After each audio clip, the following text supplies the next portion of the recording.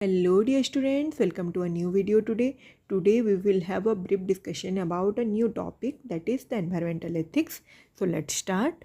First we will see what is environmental ethics. It is the branch of philosophy which examines the moral relationship between the humans and the environment. It deals with the relationship between the human and their surrounding. It explores how humans should value and interact with the nature considering the ethical principles. So its function is to guide us regarding the moral values about our environment. It will also guide our decisions regarding the environment. So environmental ethics is of a great use nowadays. There are 5 concepts of environmental ethics.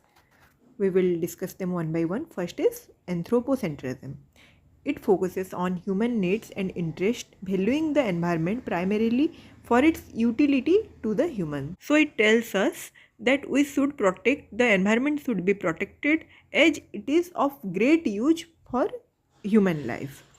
Example of anthropocentrism is protecting the forest for their role in providing oxygen and other resources for human use. We should protect our forest as it is of great use for human life. Then biocentrism. It views all the living beings with a great value regardless of their utility to humans. So biocentrism is about that all the living beings, all the lives have equal value on earth. All the living beings have equal rights to live. The example of biocentrism is protecting the endangered species because they have a right to exist. So there are many national parks, many wildlife sanctuaries which are protecting the endangered species on earth. This is biocentrism. Then comes ecocentrism. It emphasizes the value of entire ecosystem including the non-living elements like water, soil and air.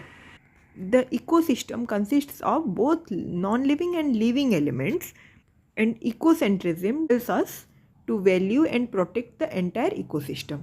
The example of ecocentrism is preserving the wetlands for their ecological role. The biggest example of preserving the wetland is the Sundarban Delta, which is famous for the Royal Bengal tigers and the mangrove forest. The whole ecosystem of Sundarban Delta is being protected as it is declared as the national park. Also there is Bhitarkanika National Park in Odisha. These are the examples of preservation of the wetlands.